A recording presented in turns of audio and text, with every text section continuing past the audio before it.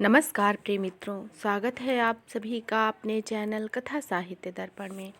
मित्रों, आज हम लोग सुनने जा रहे हैं राजेंद्र बाला घोष उर्फ बंग महिला के द्वारा लिखी हुई एक प्रसिद्ध कहानी धुलाई वाली, जो कि यूजीसी नेट तथा विभिन्न महत्वपूर्ण पाठ्यक्रमों में लगी हुई एक महत्वपूर्ण कहानी है।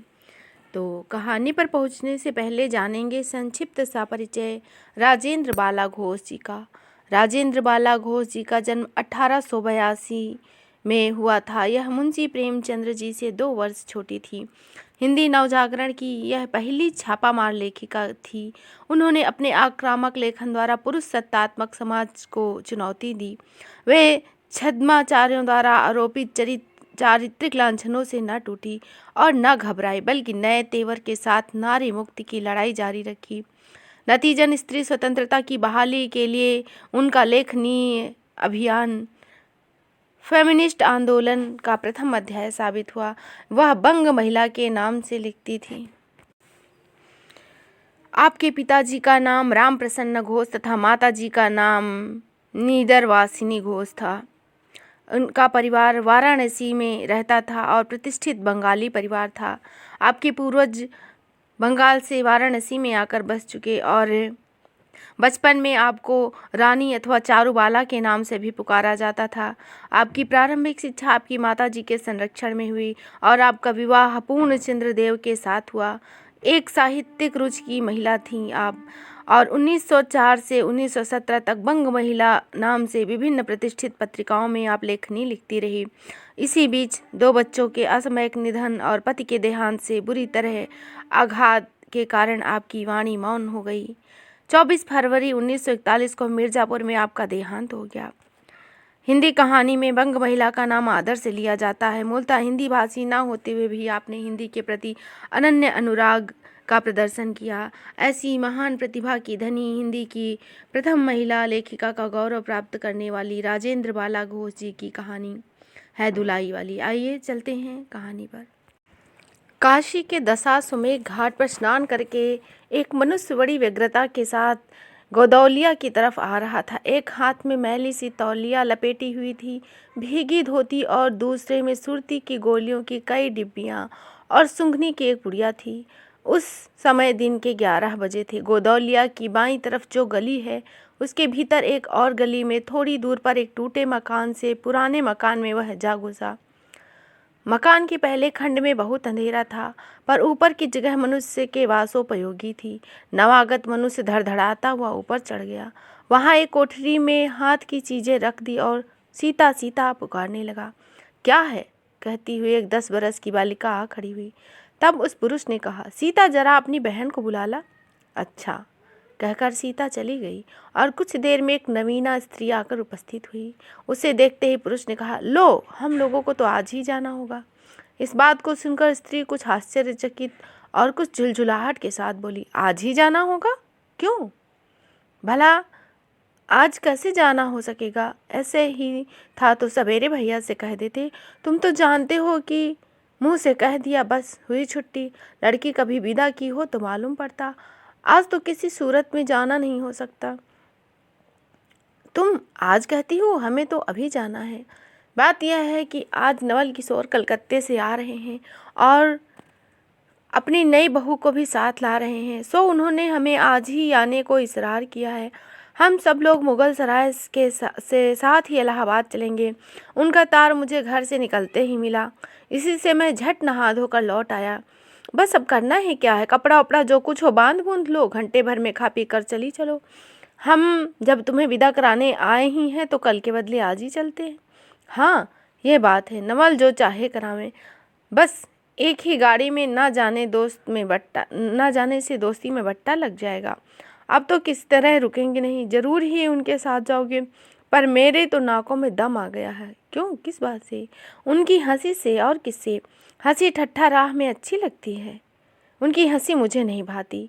एक रोज़ तो मैं चौके में बैठी पूड़ियाँ काट रही थी, इतने में ना जाने कहाँ से आकर नवल चिल्लाने लगे, ए बुआ, देखो तुम्हारी बहू पूड़ियाँ खा रही है। मैं तुम्हारे शर्म के मर सी गई। हाँ, भाभी जी ने बात उड़ा दी सही। वह बोली, खाने दो, खाने पहनने के लिए ही तो आई है। पर मुझे उनकी हंसी बहुत बुरी लगी। इसी बात से उनके साथ नहीं जाना चाहती? अच्छा चलो, मैं नवल से कह दूंगा, बेचारी कभी रोटी तक तो खाती नहीं, पूड़ी क्यों कर खाने लगी। इतना कहकर बंसीधर कोठरी के बाहर चले आए और बोले, मैं तुम्हारे भैया के पास जाता हूँ, तुम रो रुलाकर तैयार हो जाना। इतने सुनते ही जानकी दे की आंखें भर आई और आषाढ़ सावन की हंसी झड़ी लग गई। वंशीधर इलाहाबाद के रहने वाले हैं, बनारस में ससुराल है, स्त्री को विदा कराने आए हैं। ससुराल में एक साले साली और सास के सिवा कोई नहीं। नवल किशोर इनके दूर के नाते में ममेरे भाई हैं, पर दोनों में नाते से मित्रता का ख्याल अधिक है। दोनों में गहरी मित्रता है, दो एक जान, दोनों काबिल हैं। उसी दिन बंसीधर का जाना स्थिर हो गया। सीता बहन संग जाने के लिए रोने लगी। माँ रोती धोती लड़की को विदा की सामग्री इकट्ठा करने लगी। जानकी देवी भी रोती ही रोती तैयार होने लगी। कोई चीज़ भूलने पर धीमी आवाज़ से माँ को याद दिलाती गई। 1 बजने पर स्टेशन जाने का समय आ गया। अब गाड़ी या इक्का लाने कौन जाए। ससुराल वालों की अवस्था अब आगे किसी नहीं थी कि 2-2 4-4 नौकर चाकर हर समय बने रहे। सीता के बाप के ना रहने से काम बिगड़ गया। पैसे वालों के यहाँ नौकर चाकरों के सिवा और भी 2-4 खुशामद को घेरे रहते हैं। छूछे को कौन पूछे। एक कहारिन है, सो भी इस समय कहीं गई है। साले राम की तबीयत अच्छी नहीं है, हर घड़ी बिछौने से बात करते रहते हैं। तिस पर भी कहने लगे, मैं ही धीरे धीरे जाकर कोई सवारी ले आता हूँ, नज़दीक ही तो है। वंशीधर बोले, नहीं नहीं, तुम क्यों तकलीफ़ करोगे, मैं ही जाता हूँ। जाते जाते वंशीधर विचारने लगे कि इक्के की सवारी तो भले घर की स्त्रियों के बैठने के लायक नहीं होती, क्योंकि एक तो उतने ऊंचे चढ़ना पड़ता है, दूसरे पराये पुरुष के संग एक साथ बैठना पड़ता है। मैं एक पालकी गाड़ी ही कर लूँ, उसमें सब तरह का आराम रहता है। पर जब गाड़ी वाले ने 1.5 रुपये किराया मांगा तो वंशीधर ने मन में कहा, चलो इक्का ही सही, पहुँचने से काम कुछ। नवल किशोर तो यहाँ साथ है नहीं, इलाहाबाद में देखा जाएगा। वंशीधर इक्का ले आए और जो कुछ असबाब था इक्के पर रख आप भी बैठ गए। जानकी देवी बड़ी विकलता से रोती हुई इक्के पर जा बैठी। पर इस अस्थिर संसार में स्थिरता कहाँ, यहाँ कुछ भी स्थिर नहीं। इक्का जैसे जैसे आगे बढ़ता गया वैसे वैसे जानकी देवी की रुलाई कम होती गई। सिकरौल के स्टेशन के पास पहुँचते पहुँचते तो जानकी देवी अपनी आंखों को अच्छी तरह पोंछ चुकी थी। दोनों जने चुपचाप चले जा रहे थे। अचानक वंशीधर की नज़र अपनी धोती पर पड़ी और बोले, अरे एक बात तो हम भूल ही गए, कहकर पछता सा उठे। इक्के वाले के कान बचाकर जानकी ने पूछा, क्या हुआ, कोई ज़रूरी बात भूला है क्या? नहीं, एक देसी धोती पहनकर आना था, सो भूल कर विलायती पहना है। नवल किशोर कट्टर स्वदेशी हैं, वह बंगालियों से भी बढ़कर हैं। देखेंगे तो 2-4 सुनाए बिना न रहेंगे। और बात भी ठीक है, नाहक विलायती चीज़ें मोल लेकर क्यों रुपए की बर्बादी की जाए। देसी लेने से दाम लगेगा सही, पर देश में तो ही रहेगा। जानकी जरा भौहें टेढ़ी करके बोली, धोती तो धोती, पहनने से काम, क्या यह बुरी है? इतने में स्टेशन के कुलियों ने आ घेरा। वंशीधर ने एक कुली किया और इक्के वाले से कहा, इधर से टिकट लेते जाइए। इक्के वाले ने कहा, इधर से टिकट लेते जाइए, पुल के उस पार तो 1.5 दर्जे का टिकट मिलता है। वंशीधर फिर कर बोले, अगर 1.5 दर्जे का ही टिकट लूँ तो? इक्के वाला चुप हो गया। इक्के की सवारी देखकर इसने ऐसा कहा। यह कहते हुए वंशीधर आगे बढ़े। यथा समय रेल पर बैठकर वंशीधर राजघाट पार कर मुगल सराय पहुँचे। वहाँ पुल लांघकर दूसरे प्लेटफार्म पर जा बैठे। आप नवल किशोर से मिलने की खुशी में प्लेटफार्म की इस छोर से उस छोर तक टहलते रहे। देखते देखते गाड़ी का धुआं दिखाई पड़ा। मुसाफिर अपनी अपनी गठरी संभालने लगे। रेल देवी भी अपनी चाल धीमी करती हुई गंभीरता से आ खड़ी हुई। वंशीधर एक बार चलती हुई गाड़ी में ही शुरू से आखिर तक गए, पर नवल का कहीं पता नहीं। वंशीधर फिर सब गाड़ियों को दोहरा गए, भीतर घुस घुस कर एक एक डिब्बे में देखा, किंतु न नवल मिले, न अंत में आप खिजला उठे और सोचने लगे, मुझे तो ऐसी चिट्ठी लिखी और आप ना आया, मुझे अच्छा उल्लू बनाया। अच्छा जाएंगे कहाँ, भेंट होने पर समझ लूँगा। सबसे अधिक सोच तो इस बात का था कि जानकी सुनेगी तो ताना मारेगी, पर अब सोचने का समय नहीं। रेल की बात ठहरी। वंशीधर झट गए और जानकी को लाकर जनानी गाड़ी में बिठाया। वह पूछने लगी, नवल की बहू कहाँ है? वह नहीं आए, कोई अटकाव हो गया। कहकर आप बगल वाले कमरे में जा बैठे। टिकट तो 1.5 का था, पर 1.5 दर्जे का कमरा कलकत्ते से आने वाले मुसाफिरों से भरा था, इसलिए 3रे दर्जे में ही बैठना पड़ा। जिस गाड़ी में बंसीधर बैठे थे उसके सब कमरों में कुल मिलाकर 10-12 ही स्त्री पुरुष थे। समय पर गाड़ी छूटी। नवल की बातें और ना जाने क्या अगड़ बगड़ सोचते सोचते गाड़ी कई स्टेशन पार कर मिर्ज़ापुर पहुंची। मिर्ज़ापुर में पेटराम की शिकायत शुरू हुई। उसने सुझाया कि इलाहाबाद पहुंचने में भी देर है। चलने के झंझट में अच्छी तरह उसकी पूजा किए बिना ही बंसीधर ने बनारस छोड़ा। इसीलिए आप झट प्लेटफार्म पर उतरे और पानी के बम्बे से हाथ मुँह धोकर एक खुमचे वाले से थोड़ी सी ताज़ी पूड़ियाँ और मिठाई लेकर निराले में बैठ आपने उन्हें ठिकाने पहुंचाया। पीछे जानकी की सुध आई। सोचा पहले पूछ ले तब कुछ लेंगे, क्योंकि स्त्रियां नटखट होती हैं। वह रेल पर खाना पसंद नहीं करती। पूछने पर वही बात हुई। तब बंसीधर लौट अपने कमरे में आ बैठे। यदि वे चाहते तो इस समय 1.5 में बैठ जाते, क्योंकि यह भीड़ कम हो गई थी, पर उन्होंने कहा थोड़ी देर के लिए कौन बखेड़ा करे। बंसीधर अपने कमरे में बैठा तो 1-2 मुसाफिर अधिक दिख पड़े। आगे वाले में एक उतर भी गया था। जो लोग थे वे सब 3रे दर्जे के योग्य ही जान पड़ते थे। अधिक सभ्य थे तो कोई बंसीधर ही थे। उनके कमरे के पास वाली जगह में एक भले घर की स्त्री बैठी थी। वह बेचारी सिर से पैर तक ओढ़े, सिर झुकाए, एक हाथ लंबा घूंघट काढ़े, कपड़े की गठरी सी बनी बैठी थी। बंसीधर ने सोचा इनके संग वाले भद्र पुरुष की आने पर इनके साथ बातचीत कर समय बिताएंगे। 1-2 करके 3री घंटी बजी। तब वह स्त्री कुछ हचकचा कर थोड़ा सा मुंह बनाकर खोल कर जंगले से बाहर देखने लगी। जो ही गाड़ी छूटी वह मानो कांप सी उठी। रेल का देना लेना तो हो ही गया था, अब उसको किसी की क्या परवाह। अपनी स्वाभाविक गति से वह चलने लगी। प्लेटफार्म पर भीड़ न थी, केवल 2-4 आदमी रेल की अंतिम विदाई कर खड़े हो गए। जब तक स्टेशन दिखाई दिया तब तक वह बाहर ही देखती रही। फिर स्पष्ट स्वर में रोने लगी। उस कमरे में 3-4 प्रौढ़ा ग्रामीण स्त्रियां भी थीं। एक जो उनके पास ही थी कहने लगी, अरे इनकर मनई नाही आई लेन हो, देख लो रोवल ला गई। दूसरी, अरे दूसर गाड़ी में बैठ गई हुई हैं। पहली, दूर बहो रही, ये जनानी गाड़ी थोड़े है। दूसरी, तऊ हो भलू तो कहूँ, कहकर दूसरी भद्र महिला से पूछने लगी, कौने गांव उतरबू बेटा? मिर्जोपुरा चढ़ी हो ना? इसके जवाब में उसने जो कहा वह सुन न सकी।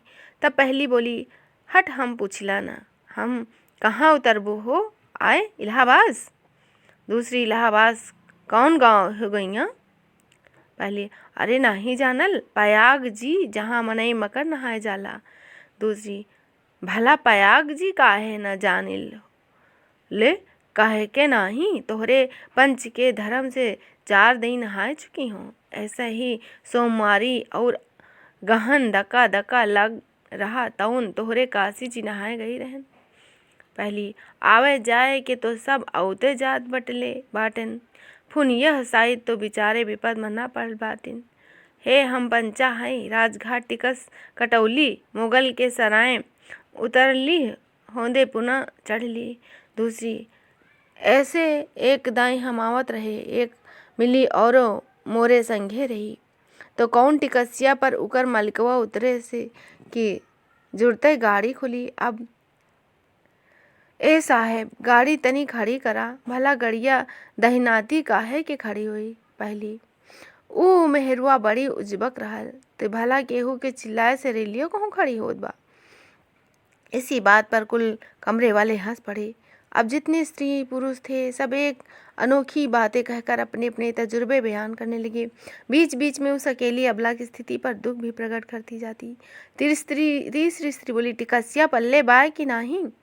ए साहेबवा सुनी तो कलकत्ते तई में मुसैया ले, अरे यहाँ तो नाही कि दूर ती आवत रहलेन, फरागत के बदे उतर लेन। चौथी, हम तो इनके संगे के आदमी को देखबो ना किया गोइया। तीसरी, हम देखे रहली हो, मजेक टोपी दिहे रहलन।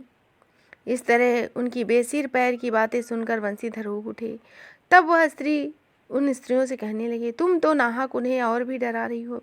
जरूर इलाहाबाद तार गया होगा और दूसरी गाड़ी से वे भी पहुंच जाएंगे। मैं भी इलाहाबाद ही जा रहा हूँ, मेरे संग भी स्त्री हैं। जो ऐसा ही है तो दूसरी गाड़ी के आने तक मैं स्टेशन पर ही ठहरा रहूँगा। तुम लोगों में से कोई प्रयाग उतरे तो थोड़ी देर के लिए स्टेशन पर ठहर जाना। इनको अकेले छोड़ देना उचित नहीं है। यदि मालूम हो जाएगा तो मैं इनके ठहरने के स्थान पर भी पहुंचा दूंगा। बंसीधर की इन बातों से उन स्त्रियों का वाक्य धारा दूसरी ओर बह चली। हाँ, यह बात तो आप ने भली कही। ना ही भैया, हम बंचे काहे केहू से कछु कही। अरे एक के एक करत ना बाय तो दुनिया चलत कैसे। और ज्ञान गाथा कहने लगी सब। कोई कोई उस बेचारी को सहारा मिलते देख खुश हुए और कोई कोई नाराज भी हुए। क्यों, सो मैं आपसे नहीं बतला सकती। उस गाड़ी में जितने मनुष्य थे सभी ने इस विषय पर कुछ न कुछ कह डाला। पिछली सीट में केवल एक स्त्री जो फारसी सी छींट की दुलाई ओढ़े अकेली बैठी थी, कुछ नहीं बोली। कभी कभी घूंघट के भीतर से एक आंख निकालकर बंसीधर की ओर ताक देती और सामना हो जाने पर फिर मुंह फेर लेती। बंसीधर सोचने लगी, यह क्या बात है। देखने में तो यह भले घर की मालूम होती है, पर आचरण इसका अच्छा नहीं। गाड़ी इलाहाबाद के पास पहुंचने को ही बंसीधर उस स्त्री को धीरज दिलाकर आकाश पाताल सोचने लगे। यदि तार से कोई खबर ना आई होगी तो दूसरी गाड़ी तक स्टेशन पर ही ठहरना पड़ेगा, और जो उससे भी कोई ना आया तो क्या करूँगा। जो हो, गाड़ी नैनी से छूट गई। अब उन अशिक्षिता स्त्रियों ने मुँह फिर खोला। का भैया, जे केहू बिना टिकस के आवत होए तो ओकर का सजा होला। अरे ओका ई नाही चाहत रहा कि मेहरारू के तो बैठा दिनेल, ओ अपन तउन टिकस ले के चल दिन। किसी किसी आदमी ने यहाँ तक दौड़ मारी कि रात को बंसीधर इसके जेवर छीन कर रफू चक्कर हो जाएंगे। उस गाड़ी में एक लाठी वाला भी बैठा था। उसने खुल्लम खुल्ला कहा, का बाबूजी, कछु हमरो साझा। उसकी बात पर बंसीधर क्रोध से लाल हो गए। उन्होंने खूब धमकाया। उस समय तो वह चुप हो गया। पर यदि इलाहाबाद उतरता तो बंसीधर से बदला लिए बिना न रहता। इलाहाबाद में बंसीधर उतरे। एक बुढ़िया ने भी वहीं उतरी। उससे उन्होंने कहा, उनको भी अपने संग उतार लो। फिर इस बुढ़िया को उस स्त्री के पास बिठाकर आप जानकी को उतारने चले गए। जानकी से सब हाल कहने पर वो बोली, अरे जाने भी दो, किस बखेड़े में पड़े हो। बंसीधर ने ना माना। जानकी को उस भद्र महिला को एक ठिकाने बिठाकर आप स्टेशन मास्टर के पास गए। बंसीधर के जाते ही बुढ़िया ने जिससे उन्होंने रखवाली के लिए छोड़ा था किसी बहाने से भाग गए। स्टेशन मास्टर से पूछने पर मालूम हुआ कोई तार नहीं आया। अब तो बंसीधर बड़े असमंजस में पड़े। टिकट के लिए जो बखेड़ा होगा सो अलग। वह स्त्री बेटिकट है, लौट कर आए तो किसी को न पाया। अरे यह सब कहाँ गई। यह कहकर चारों तरफ देखने लगे, कहीं पता नहीं। इस पर बंसीधर घबराए। आज कैसी बुरी साइट में घर से निकले हैं कि एक के बाद एक दूसरी आफत में फंसते जा रहे हैं। इतने में अपने सामने उस दुलाई वाले को आते देखा। तू ही उन स्त्रियों को कहीं ले गई है। इतना कहना था कि दुलाई वाले ने दुलाई से अपना मुंह खोलकर बंसीधर को देखा। मुंह खोलकर नवल किशोर खिलखिला उठे। अरे यह क्या, सब तुम्हारी ही करतूत है। अब मैं समझ गया, कैसा गजब किया तुमने। ऐसी हंसी मुझे नहीं अच्छी लगती। मालूम होता कि वह तुम्हारी ही बहू थी। अच्छा, तो वो लोग कहाँ गईं। वो लोग तो पालकी गाड़ी में बैठी हैं। तुम भी चलो। नहीं, मैं सब हाल सुन लूँगा तब चलूँगा। हाँ, ये कहो, तुम मिर्ज़ापुर से कहाँ से आ निकले। मिर्ज़ापुर से नहीं, मैं तो कलकत्ते से, बल्कि मुगल सराय से तुम्हारे साथ चला आ रहा हूँ। जब मुगल सराय में मेरे लिए चक्कर लगा रहे थे तब मैं 1.5 दर्जे में ऊपर वाले बेंच पर लेटे हुए तुम्हारा तमाशा देख रहा था। फिर मिर्ज़ापुर में तुम पेट के धंधे में लगे थे, तब मैं तुम्हारे पास से निकल गया और तुमने नहीं देखा। मैं तुम्हारी ही गाड़ी में जा बैठा। सोचा कि तुम्हारे आने पर प्रकट होऊंगा। फिर सोचा थोड़ा देख ले। करते करते यहाँ तक नौबत आ पहुंची। अच्छा, अब चलो, जो हुआ उसे माफ़ करो। यह सुन बंसीधर प्रसन्न हो गए। दोनों मित्रों में बड़े प्रेम से बातचीत होने लगी। बंसीधर बोले, मेरे ऊपर जो कुछ बीती सो बीती, पर वह बेचारी जो तुम्हारे जैसे गुणवान के संग पहली बार रेल से आ रही थी, बहुत ही तंग हुई। उसको तो तुमने नाहक रुलाया। वह बहुत ही डर गई थी। नहीं जी, डर किस बात का था। हम तुम दोनों ही गाड़ी में थे ना। हाँ, पर यदि मैं स्टेशन मास्टर से इत्तला कर देता तो बखेड़ा खड़ा हो जाता। अरे तो क्या, मैं मर थोड़े ही गया था। 4 हाथ की दुलाई की बिसात ही कितनी।